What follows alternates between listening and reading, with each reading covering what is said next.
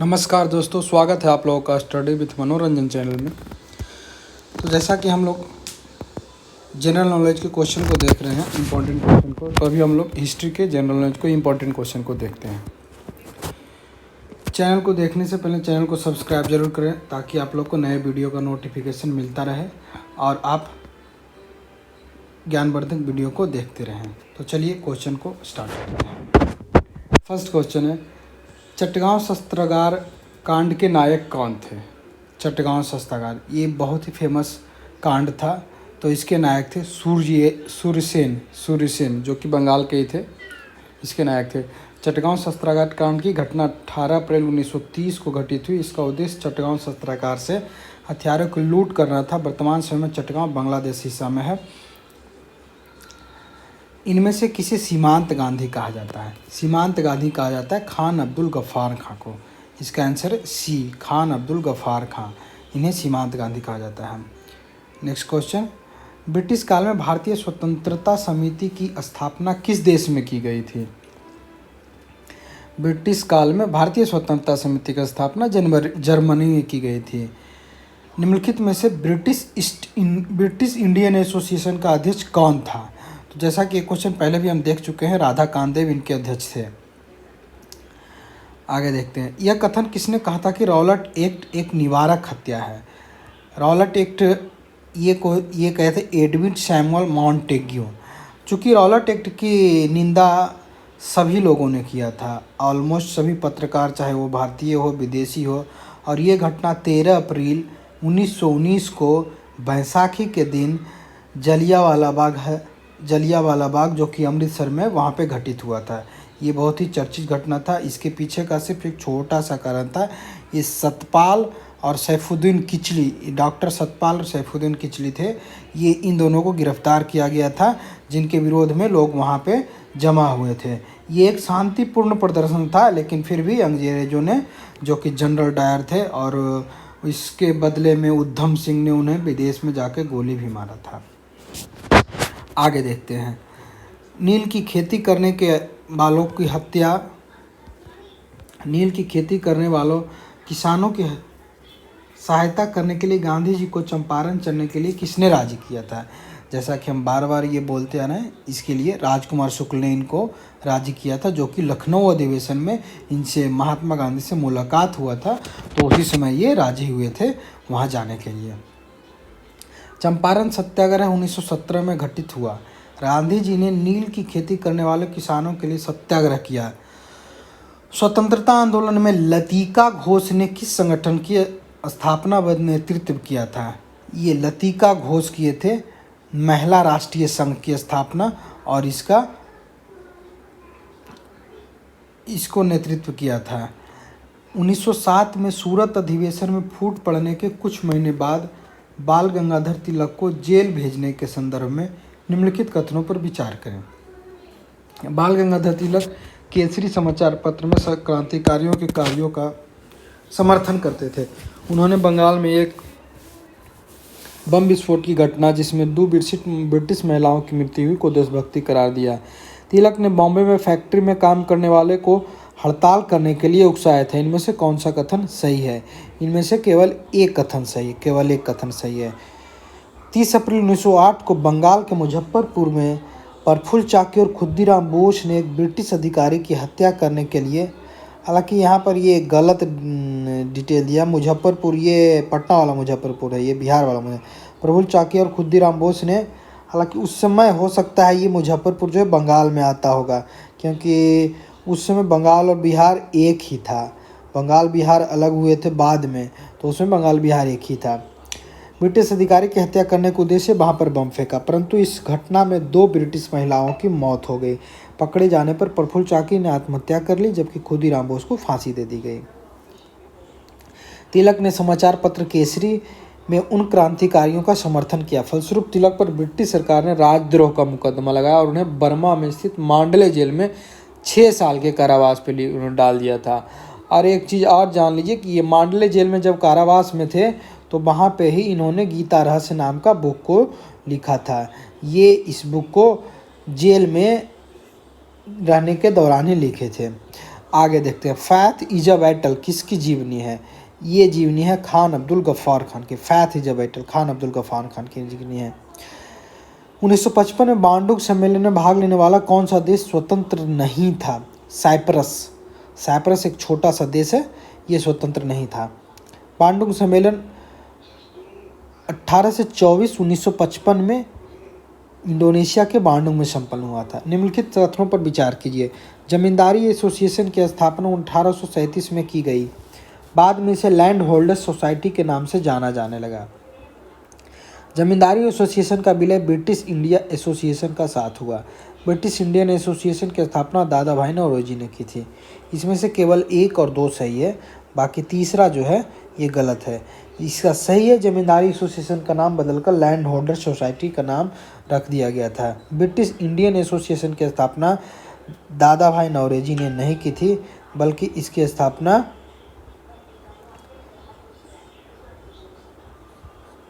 Land holder society की स्थापना 1838 में द्वारकानाथ टैगोर, प्रसन्ना कुमार टैगोर, राधा कामदेव, रामकमल सेन और भवानी चरण मित्रा द्वारा की गई थी। ब्रिटिश इंडियन एसोसिएशन और लैंड होल्डर सोसाइटी का विलय 1851 में संपन्न हो गया था। ये दोनों एक ही संगठन थे जिनका विलय हो गया था। नीचे दी गई घटनाओं पर विचार कीजिए। पहला गोलमेज सम्मेलन, ये कंटिन्यू बताते आ रहे हैं कि पहला गोलमेज सम्मेलन 1931 में, दूसरा 1932 में, और पहला गोलमेज सम्मेलन 1930 में, दूसरा 1931 में, तीसरा 1932 में हुआ था। तो पहला गोलमेज सम्मेलन 1931 में। पाकिस्तान की घोषणा, पूना समझौता, गांधी रिबन, इन दी गई घटनाओं का व्यवस्थित करें।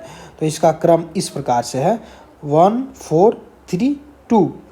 1 1930 1930 में पहला गोलमेज सम्मेलन, दूसरा गांधी रिबन समझौता 1931 में, तीसरा पूना समझौता 1932 में, और चौथा पाकिस्तान डिक्लेरेशन 1933 में हुआ था। सही मेल कीजिए। अष्टप्रधान मराठा साम्राज्य, अष्टदिग्गज विजयनगर साम्राज्य, नवरत्न चंद्रगुप्त प्रथम, 10 साला अकबर का प्रशासन। इसमें से जैसा कि पहले भी हम आपको बताए हैं, अष्टप्रधान मराठा साम्राज्य ये सही है, अष्टदिग्गज विजयनगर साम्राज्य ये भी सही है। नवरत्न चंद्रगुप्त के समय में नहीं था, ये नवरत्न थे अकबर के ही दरबार में नवरत्न थे, और 10 साला ये अकबर का प्रशासन। अकबर और राजा कृष्णचंद्र का दरबार में नवरत्न थे। तो इसमें से 1 और 2, ये ऑप्शन बी इसका सही आंसर है। ब्रिटिश सरकार ने हेग ओपिनियन कन्वेंशन हस्ताक्षर कब किए थे? 1912 में। गवर्नर जनरल ऑफ बंगाल का नाम बदलकर गवर्नर जनरल ऑफ इंडिया किस अधिनियम के द्वारा किया गया था? ये किया गया था 1833 के अधिनियम के द्वारा। गवर्नर जनरल ऑफ इंडिया ने गवर्नर जनरल ऑफ बंगाल को 1833 में प्रतिस्थापित किया। 1858 तक भारत के गवर्नर जनरल की नियुक्ति ईस्ट इंडिया कंपनी द्वारा की जाती थी। उसके बाद गवर्नर जनरल की नियुक्ति ब्रिटिश सरकार द्वारा की जाने लगी। बुकर प्राइज जीतने वाली अरुंधति राय को बुकर प्राइज से किस वर्ष सम्मानित किया गया था? ये 1997 में पर इनको दिया गया था वो पुरस्कार, 1997 में। इसका आंसर है बी। अरुंधति राय को 1997 में बुकर पुरस्कार सम्मानित किया गया। यह पुरस्कार उन्हें गॉड ऑफ स्मॉल थिंग्स के लिए दिया गया। यह उपन्यास 1996 में प्रकाशित हुआ। यह अरुंधति राय का पहला उपन्यास था। भारत में महाकाली संधि किस देश के साथ की गई थी? नेपाल के साथ की गई थी। क्योंकि वहाँ पे काली नदी है, इसलिए इसका नाम महाकाली संधि रखा गया था। उसके बाद देखते हैं, भूदान योजना की शुरुआत किसने की थी? भूदान योजना की शुरुआत किए थे आचार्य विनोबा भावे। भूदान आंदोलन की शुरुआत आचार्य विनोबा भावे ने 1951 में तेलंगाना के पोचमपल्ली गांव से की थी।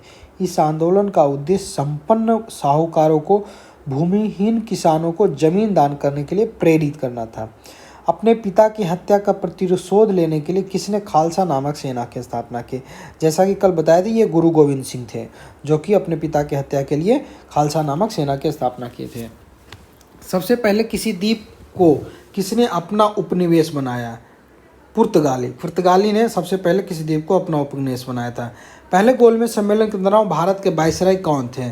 पहले गोलमेज सम्मेलन के दौरान भारत के वायसराय थे लॉर्ड इरविन। 1930 में वायसराय कौन थे?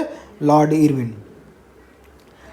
निम्नलिखित में से किस अधिनियम के द्वारा पहली बार शिक्षा के लिए धन मुहैया कराया गया? ये बीपीएससी में पूछा गया क्वेश्चन है और बहुत इंपॉर्टेंट क्वेश्चन है। 1813 चार्टर अधिनियम 1813 में शिक्षा के लिए अलग से धन मुहैया कराया गया। अप्रोक्सीमेटली उस समय 1 लाख रुपया खर्च इस पे धन के का मुहैया कराया गया और बोला गया सरकार को कि आप इतना तक खर्च कर सकते हैं शिक्षा पे। आगे देखते हैं, भारत के स्वतंत्रता संग्राम के दौरान किस आंदोलन की शुरुआत दांडी से हुई थी? दांडी से हुई थी नमक आंदोलन, या उसे सविनय अवज्ञा आंदोलन भी कहते हैं, सविनय अवज्ञा आंदोलन। नमक सत्याग्रह की शुरुआत दांडी यात्रा से 12 मार्च 1930 को हुई थी। यह सविनय अवज्ञा के पहले अध्याय का हिस्सा था। गांधी ने इस यात्रा का नेतृत्व साबरमती से तटीय गांव दांडी तक किया। 390 किलोमीटर की यह यात्रा 24 दिन में पूरी हुई और बाद में लाखों लोगों ने इस सविनय अवज्ञा आंदोलन में भाग लिया। सर्वप्रथम भारत रत्न किसे प्रदान किया गया था? सर्वप्रथम भारत रत्न प्रदान किया गया था सीवी रमन को। सीवी रमन को भारत रत्न कब मिला था? 1954 में। 1954 में इनको भारत रत्न मिला था, जिसमें 3 लोग को भारत रत्न, सीवी रमन पहले भारतीय रत्न थे, उनके बाद सर्वपल्ली राधाकृष्ण थे और सी राजगोपालाचारी थे। ये 3 लोगों को भारत रत्न मिला था उस समय। आगे बढ़ते हैं, बलवंत राय मेहता पंचायती राज व्यवस्था के पथ प्रदर्शक और एक स्वतंत्रता सेनानी थे। वे किस राज्य के मुख्यमंत्री थे? ये गुजरात के मुख्यमंत्री बने थे। बलवंत राय मेहता जो है वो गुजरात के मुख्यमंत्री बने थे। बक्सर की लड़ाई के बाद किस संधि पर हस्ताक्षर किए गए थे? बक्सर की लड़ाई के बाद हुआ था इलाहाबाद की संधि। ये एक निर्णायक युद्ध हुआ जो कि अंग्रेज़ों को, या यूँ कहिए ईस्ट इंडिया कंपनी का भारत पे आधिपत्य का प्रारंभ कर दिया। एक निर्णायक युद्ध हुआ था। इसके बाद से मुग़ल ऑलमोस्ट ख़त्म हो गए और फिर ये संधि के बाद से ईस्ट इंडिया कंपनी का राज भारत पर स्टार्ट हो गया और वो अपने हिसाब से काम करने लगे थे। महात्मा गांधी ने दक्षिण अफ्रीका के किस अखबार की स्थापना की जिसका प्रयोग उन्होंने दक्षिण अफ्रीका में नस्ल भेद के खिलाफ लड़ने के लिए किया था? इंडियन ओपिनियन की शुरुआत महात्मा गांधी ने दक्षिण अफ्रीका में की थी नस्ल भेद से लड़ने के लिए। All India trade union Congress के पहले अधिवेशन की अध्यक्षता किसने की थी? लाला लाजपत राय। ये पहली अध्यक्षता किए थे। हालांकि ये रॉलेट एक्ट के विरोध में, जब ये 1927 में रॉलेट एक्ट आया था, उसके विरोध में जब ये लाठी से घायल हो गए थे तो उसमें फिर इनको वीरगति को प्राप्त हुए थे। लाला लाजपत ने इस अधिवेशन की अध्यक्षता की थी। दीवान मनी राम दत्ता ने 1857 के विद्रोह का नेतृत्व किस क्षेत्र में किया था? असम में किया था। दीवान मनी राम दत्ता असम में इसका नेतृत्व किया था। स्वाध्याय आंदोलन और स्वाध्याय परिवार संगठन की स्थापना किसने की थी? पांडुरंग शास्त्री अठालवे ने इसकी स्थापना की थी। सविनय अवज्ञा आंदोलन क्या था? सरकार के कानून, मांग व आदेशों का पालन करना। सविनय अवज्ञा आंदोलन था कि सरकार द्वारा जो आदेश, चूँकि गांधी जी सत्याग्रह में विश्वास रखते थे, सत्याग्रह, सत्य के लिए आग्रह करना। हालांकि और उस समय के नेता थे जो कि सत्याग्रह पे विश्वास नहीं रखते थे, लेकिन गांधी जी को सत्याग्रह पे पूर्ण विश्वास था। इसलिए इनके द्वारा चलाए गए सारे आंदोलन अहिंसक थे, उनमें हिंसा का प्रयोग नहीं किया जाता। तो उसमें भी ये भी आंदोलन था जो कि उनका मुख्य उद्देश्य था। इस आंदोलन को मतलब अपने दुख को प्रदर्शित करने के लिए, अपने क्रोध को प्रदर्शित करने के लिए सरकार के कानून, मांग व आदेशों का पालन न करना इनका मुख्य उद्देश्य था और इस प्रकार से वो आंदोलन करना चाहते थे। निम्नलिखित में से किसे दक्षिणेश्वर का संत कहा जाता है? रामकृष्ण परमहंस को दक्षिणेश्वर का संत कहा जाता है। सुभाष चंद्र बोस के अंतर्गत पोर्ट ब्लेयर आज़ाद हिंद फौज सरकार का मुख्यालय किस समय काल के दौरान था? सी 1943-44 के दौरान। 1907 के सूरत अधिवेशन में कांग्रेस का अध्यक्ष किसे चुना गया था? सूरत अधिवेशन में कांग्रेस के अध्यक्ष थे रास बिहारी बोस। 1907 में इसमें फूट भी पड़ा था, जिसमें नरम दल और गर्म तल में फूट पड़ गया था। उसके बाद से इन लोगों का कार्य करने का तरीका अलग अलग हो गया था।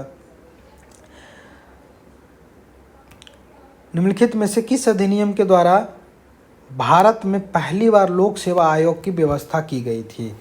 ये था भारत सरकार अधिनियम 1919। इसके द्वारा 1919 लोक सेवा आयोग की स्थापना किया गया था। आधुनिक भारत का निर्माता किसे कहा जाता है? आधुनिक भारत का निर्माता राजा राम मोहन राय को कहा जाता है। राजा राम मोहन राय को आधुनिक भारत के निर्माता से तात्पर्य ये है कि इन्होंने भारत में चल रही पुरानी कुरीतियों या कुव्यवस्था, जो धर्म से रिलेटेड था या जो कुप्रथा था, उसे ख़त्म करने में इन्होंने बहुत सहयोग किया और ये आगे तक आए। मतलब ये अपने उद्देश्य को पूरा करने के लिए ये आगे तक आए, इसलिए ये समाज सुधारक के रूप में जाने गए। इन्होंने ब्रह्मा समाज की स्थापना 1828 ईस्वी में की थी, सती प्रथा को ख़त्म करवाया, तो इसलिए उन्हें आधुनिक भारत का निर्माता कहते हैं। 1857 के विद्रोह का नेतृत्व लखनऊ से किसने किया था? बेगम हजरत महल। ये बार बार कहते हैं कि तात्या टोपे जो थे, तात्या टोपे सिर्फ और सिर्फ एक सिपाही थे, या यूँ कहे तो सेना नायक थे। तात्या टोपे वहाँ पे सेना नायक थे, लेकिन नेतृत्वकर्ता का अगर नाम आता है तो हम इसके लिए बेगम हजरत महल ही इसका सही आंसर होगा। निम्नलिखित घटनाओं का सही क्रम बताएं। मैकडोनाल्ड आयोग, पहला औद्योगिक आयोग, पहला वित्त आयोग। इसका सही क्रम है 1, 2, 3। ए मैकडोनाल्ड आयोग 1901 में, औद्योगिक आयोग 1916 में और वित्त आयोग 1919 में हुआ था। मैकडोनाल्ड 1901 में, औद्योगिक आयोग 1916 में और वित्त आयोग 1919 में आया था। आगे देखते हैं। अकबर से गुजरात में व्यापार के लिए फरमान प्राप्त करने के प्रयास किस अंग्रेज व्यक्ति ने किया था? John Milton hall. John Milton hall Akbar से वो फरमान प्राप्त करने, हालांकि अकबर से फरमान नहीं मिल पाया था, लेकिन कुछ जगहों पर अकबर ने भी आदेश दिया था उन्हें काम करने के लिए। चार्ल्स द्वितीय ने बॉम्बे को किस वर्ष ईस्ट इंडिया कंपनी को दे दिया था? 1668 ईस्वी में ईस्ट इंडिया कंपनी को दे दिया था, 1668 ईस्वी में। निम्नलिखित में से किस विधेयक के द्वारा ब्रिटिश ईस्ट इंडिया कंपनी की व्यापारिक गतिविधियां समाप्त कर दी गई? 1833 के अधिनियम के तहत 1833 में इसमें व्यापारिक गतिविधियां समाप्त कर गई ईस्ट इंडिया कंपनी का। चार्टर अधिनियम 1833 के द्वारा भारतीय कानूनों को कूटीकृत करने का प्रयास किया गया। इसके द्वारा बंगाल के गवर्नर जनरल को भारत का गवर्नर जनरल बनाया गया। इस अधिनियम के द्वारा ईस्ट इंडिया कंपनी के व्यापारिक एकाधिकार को भी समाप्त कर दिया गया। फतेह चंद को जगत सेठ की उपाधि किसने दी थी? मोहम्मद शाह ने फतेह चंद को जगत सेठ की उपाधि दी थी। फतेह चंद मानिक चंद के दत्तक पुत्र थे। उन्होंने मुगल सम्राट फारुखसियर से सेठ की उपाधि हासिल की थी। मुगल सम्राट मोहम्मद सेठ ने उन्हें जगत सेठ की उपाधि दी थी। निम्नलिखित में से कौन सा नेता असहयोग आंदोलन का हिस्सा नहीं था? मोहम्मद अली जिन्ना, क्योंकि ये शुरू से ही एक अलग देश के समर्थक थे और इन्होंने पाकिस्तान और इसके लिए इन्होंने कांग्रेस से अलग एक संगठन भी बना लिया था और उसका हर बार ये सम्मेलन भी करते हैं, तो इसलिए इन्होंने असहयोग आंदोलन का समर्थन नहीं किया था। निम्नलिखित कथन किसके द्वारा कहा गया? वर्तमान में भारत में एक चीज़ सीखने की आवश्यकता है कि किस प्रकार मरे, और यह जानने का एकमात्र तरीका स्वयं मरना है, इसीलिए मैं शहादत की महिमा में मरना चाहूँगा। ये बोले थे मदन लाल धिंगरा। मदन लाल धिंगरा ने लास्ट में ये शहादत की मदन लाल धिंगरा का जन्म अमृतसर में हुआ था। पढ़ाई करने के लिए वे इंग्लैंड गए थे। वहाँ वे भारतीय क्रांतिकारियों श्याम जी कृष्ण वर्मा और विनायक दामोदर सावरकर के संपर्क में आए। उन्होंने भारत सचिव के सलाहकार कर्जन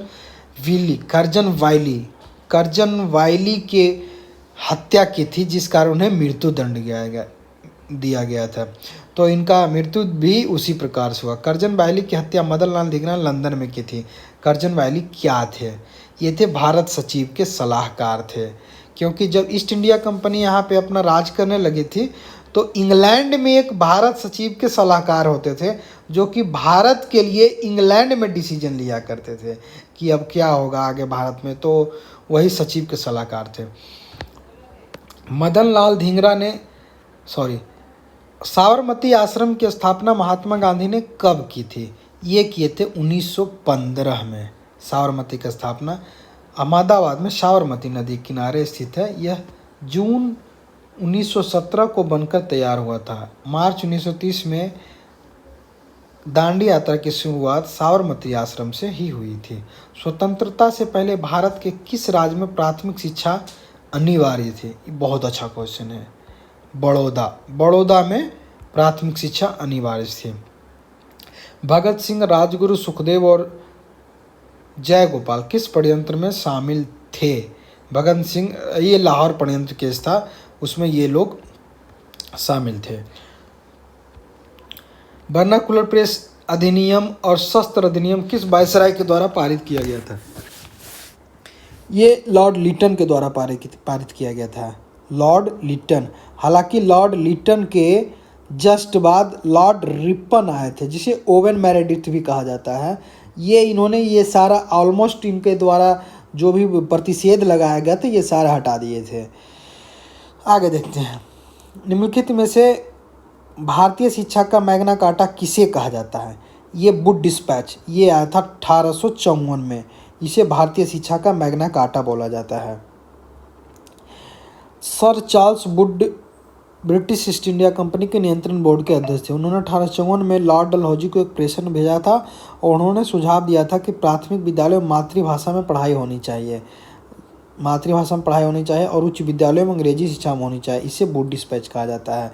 चूँकि अंग्रेज उस समय ऐसा चाहते थे कि वो उनके कंपनी के कर्मचारी के लिए अंग्रेजी जानने वाले लोग नहीं, इसलिए अंग्रेजी अनिवार्य कर दिए थे। लेकिन धीरे धीरे फिर वो आयोग का गठन किया गया और तो फिर जब ये वुड डिस्पैच आयोग गठन हुआ तो इन्होंने बताया नहीं, प्राथमिक विद्यालय यानी प्राथमिक शिक्षा जो है वो मातृभाषा में होना चाहिए ताकि उन्हें समझ ज़्यादा हो। उसके बाद फिर आप उच्च शिक्षा जो है अंग्रेजी में दे सकते हैं। तो ये इसीलिए मैग्ना कार्टा कहा जाता है उसमें भी शिक्षा का। तो इस प्रकार से हम लोगों ने देखा कि ये 50 क्वेश्चन बहुत ही इंपॉर्टेंट क्वेश्चन है जो कि एग्ज़ाम में लगातार पूछे जाते हैं और इसमें से बहुत क्वेश्चन है जो कि ऑलरेडी एग्ज़ाम में पूछे जा चुके हैं। तो वीडियो देखने के लिए धन्यवाद। कल फिर हम एक नए वीडियो के साथ मिलेंगे और चैनल पे बने रहिए और इस तरह के वीडियो देखने के लिए चैनल को सब्सक्राइब कीजिए और नोटिफिकेशन आइकन को दबा दीजिए ताकि आपको नोटिफिकेशन